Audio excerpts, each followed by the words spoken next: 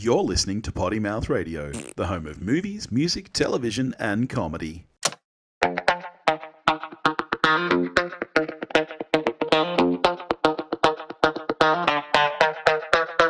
And now, the hunt for the perfect album. Hello, dear friends and enemies, and welcome back to the hunt for the perfect album with Billy and Dave. How you doing, mate? All right. No, actually, I'm not going to do it. No, I normally do that, but Mark is such a friend of the show, I'm not even going to pretend that it's a piece of shit.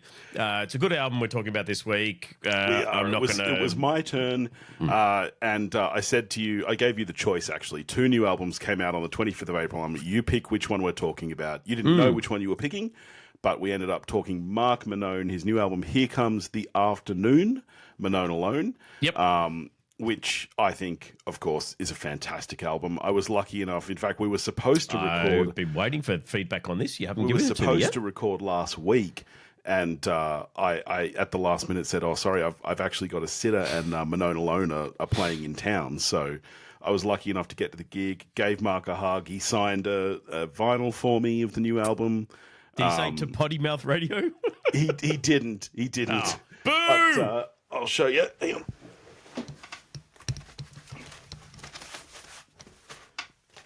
Because Mark, of course, is as well an artist, he wasn't sure how best to sign it, so he did it graphically. Oh, so cool. Yeah, great album.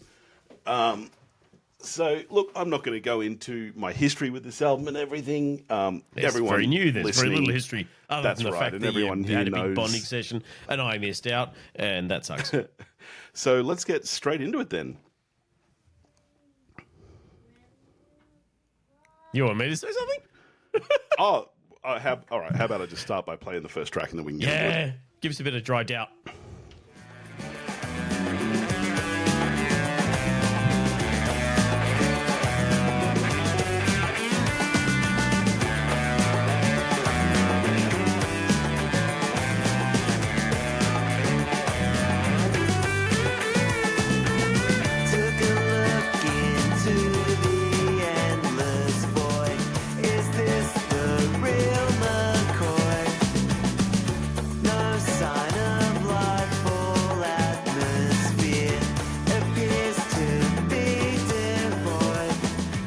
Such a great track, and it's a great opening. It's a good track opener, to this yeah, album. really, really good opener. It was a really fun gig. So obviously the gig was the album launch for this. He played a lot of his older stuff as well, but he played every track off this album except for the final 2 tracks, which is Okay, I wouldn't be too upset about that.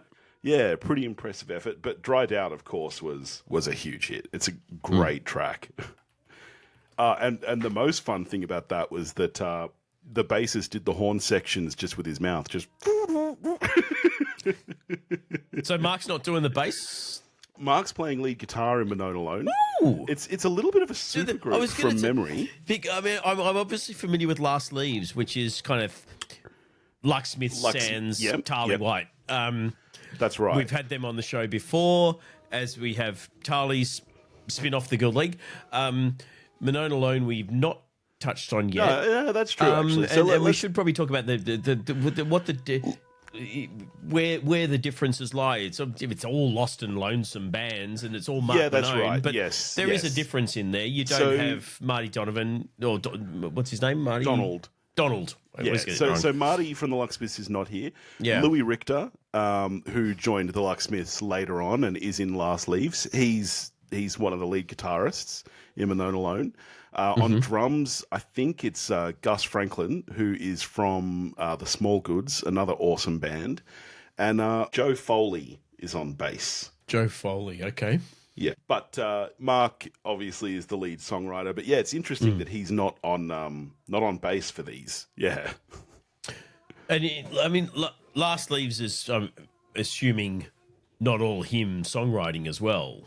Or Last Leaves is predominantly Marty songwriting. As the Lucksmiths were as well. So Yep. you've got a totally different feel there, because this It is. has And a what I love very about different Mark's feel music, to the Last Leaves album that you gave me. Yes, This- yes. This to me and I'm sure you'll get this, listeners, particularly American listeners probably won't, but the closest feeling I had for this album is Ben Lee.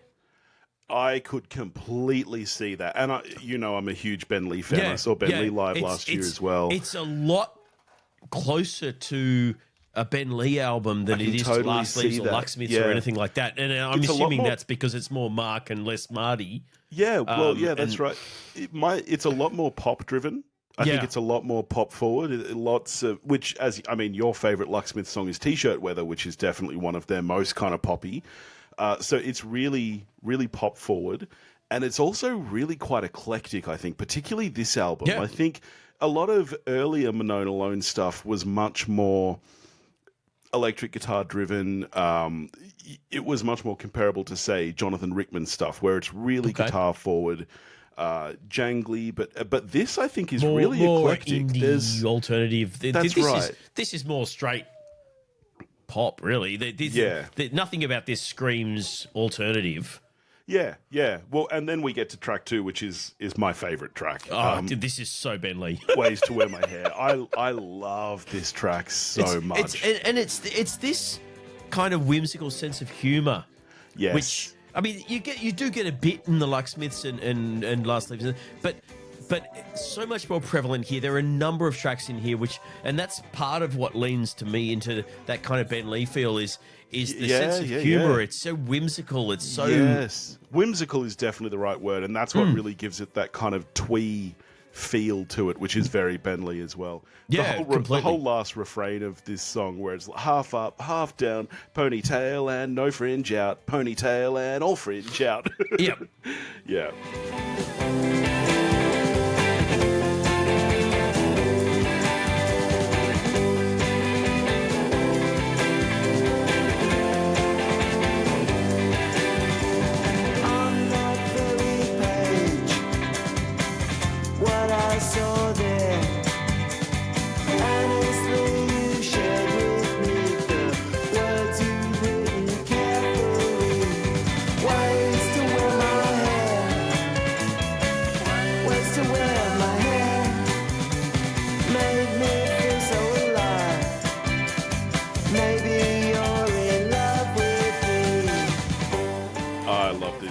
I bought the 7-inch of this song as well when it was released as a single, end of last year. And the 7-inch is really cool. I'll show you. You'll appreciate this because it's single-sided. So it's just that song on it. And the other side is an etching. Look, that's gorgeous. So that song marks up. It's sick. It's really cool. Yeah. Oh, God, I love physical media. Yeah, I haven't talked to you about this. Or maybe I have. I don't remember. I'm really keen to do a little thing for patrons where I just go through and do one-offs on selected bits of physical media that I love. Like, I've got so many collector's editions and things. Yeah. Nice. Yeah. But I don't know how to say it. The Locksmiths were never... had a lot of songs that were sort of delving into the minutiae of everyday life. Yes. You mentioned, I think it was in our funeral songs playlist, the Mitten and the song? name escapes me, but the one that's literally about the day in the life of a mitten. You can't get much more everyday than but that song doesn't have. It's a melancholy song. Yeah. Whereas the songs in this that are sort of delving into, kind of extracting some small, boring bit of everyday life, suburban life, are all a lot more tongue-in-cheek and whimsical. And it gives the entire album a totally different flavour. So, you've got songs about hairstyles, you've got so whatever. But they're presented in a much more light-hearted way. And I don't know if that's the Markness as opposed to the Martiness. Yeah. I'm assuming that's a fairly big part of it, but it's a very different flavour of album, and they're both great, and I love them both. But I was surprised by how different this was to Last Leaves. Yeah. Oh, yeah. It's very different to Last Leaves. Yeah. Last Leaves in particular kind of is a lot more like you described it. Really, is like 90s guitar rock. Yeah. And Oh, it yeah. definitely does 100% lean it more felt towards like that. Yeah, it is Whereas much this less. is- Yeah. Yeah, I mean, yeah, I keep coming back to Ben Lee, but it's because it's such a Yeah. it's so close in terms of in the feel, and that's definitely not a negative. That's a positive. Will you remember something like this to pass the time? Early in the morning, drunken sailor pay the piper at the gates of dawn. On my way to meet with my demise. The instrumental for this song reminds me a lot Gorgeous. of The Cure, actually. I love it. Could say that. It was... Was that River Size? I wasn't River even paying Size, attention, yeah. It was Is really interesting you seeing them skipped live, over- because live it was a lot more rocky. Did you get the French intro in the live one? Because No, that's the one that no, you opens with the. didn't. Because I Yes. got to that started, and you know what a fan I am of 1960s French chanteurs. And I was like, "Ooh, hello." Yeah, no, we didn't get that live, sadly. But it was really cool. Like, at the live gig, that song was so much rockier than it is on the album. Really? Like, yeah, everything was Wow. really rocked up. There was no, like, he didn't play acoustic guitar at all. Everything was, full electric band. And so everything That's was just like wall of sound. It was really cool. Weird for this album. Like I can't even imagine that. It was cool. I think I took a clip of some of it. I'll try send you a clip. Yeah. Yeah. Storybook life. Oh, I love this. I'm sure it would be so nice there on the other side. I love the way you say my name like we're just meant to be. Never mind all the wasted time, all the places that you'll never see. Here's my favorite thing about a Mark Monnone-led album like this, Monnone Alone. And I'm expecting you'll like this too, because you've spoken about it before as well, is that one of your favorite things in a song is when the singer does something that you as the listener don't expect with the melody. Oh, 100%. And Mark is great at that. I don't know if it's because he's not a trained singer or, I think this is where the indiness of the album really comes through. It's is that- weird. What's amazing is that they're so well-crafted pop songs, and usually pop songs follow such a formula. But Mark True. is great at giving things this pop hook and feel while just completely doing nothing that you like that song that I don't even think I could sing Storybook Life because it's such an odd melody to me that I just don't think I could actually do it. It's like when you listen to a song on sitar and it's doesn't playing happen notes that us Westerners often. don't have. Yeah. It doesn't happen. It's kind of a little bit with the King Gizzard with the microtonal stuff as well. Yeah. Where your ears are like, oh, hello. I didn't expect Yeah. that. And not many songs do. And when it happens, it really jumps out. There's a couple of ABBA songs, which is a weird kind of, I'm jumping about 4 lanes over now, but there are a couple of ABBA songs that are so structurally unexpected because Benny Andersson and Bjorn Weiss was such are such geniuses musically, even though, you think pop, it's superficial, but they are some of the greatest songwriters in history.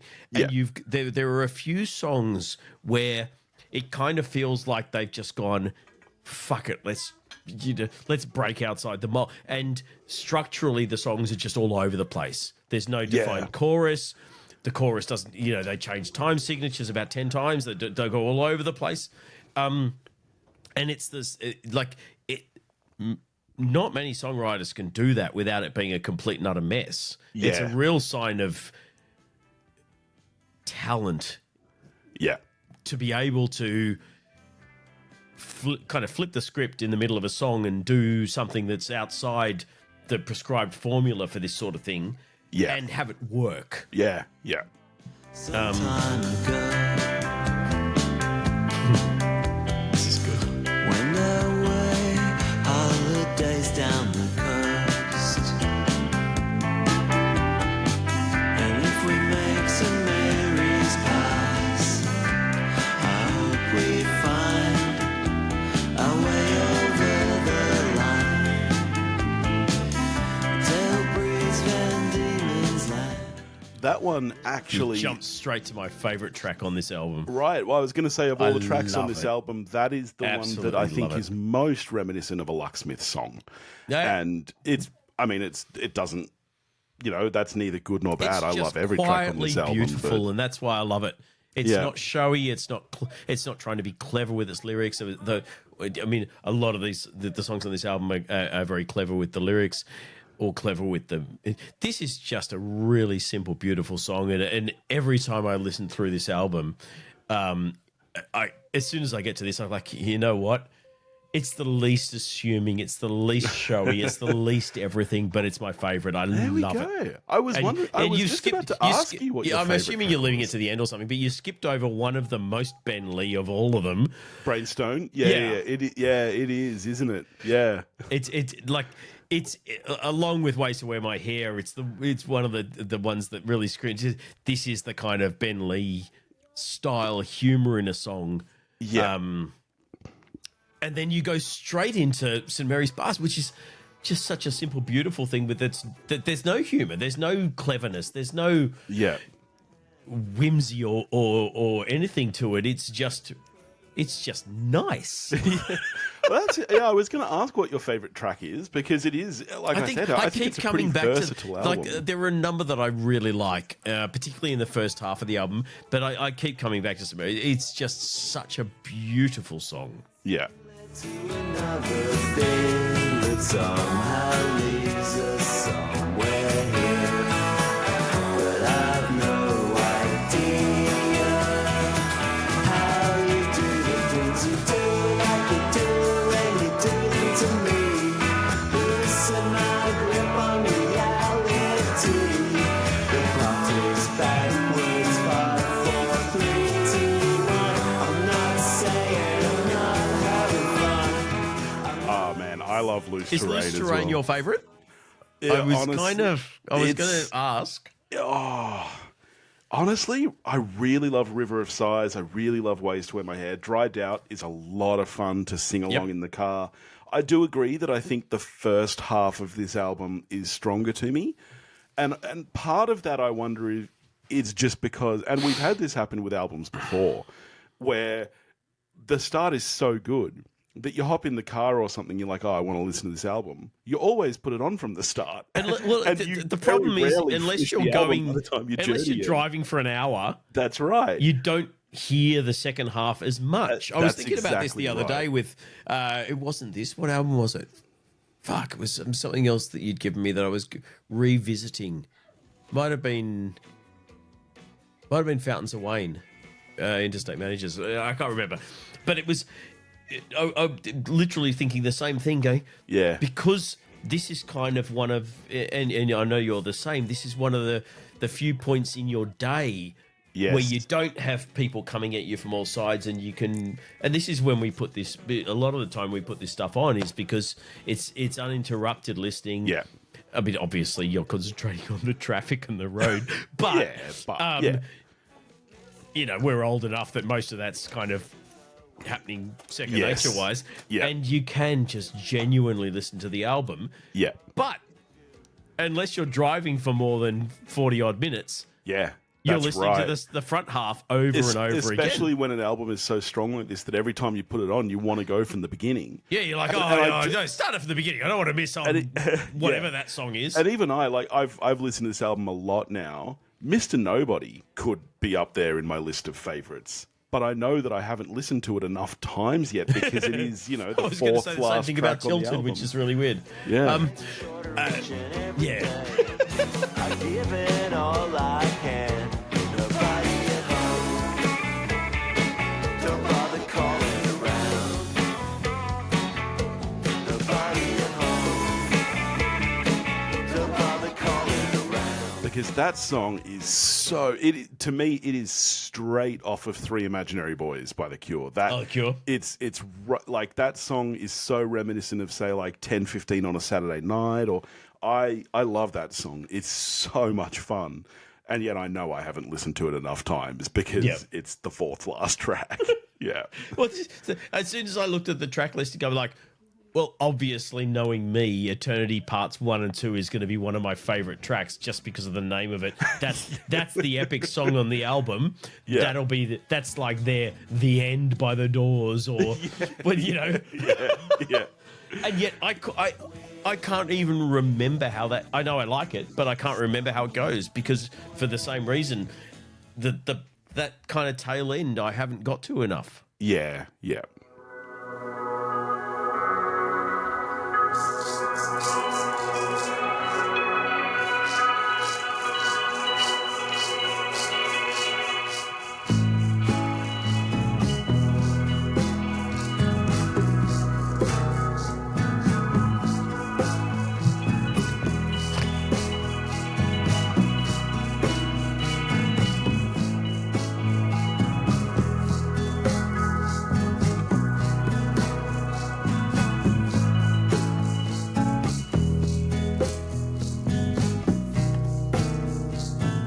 If I live in eternity, will I eventually accept my fate with all its great responsibility?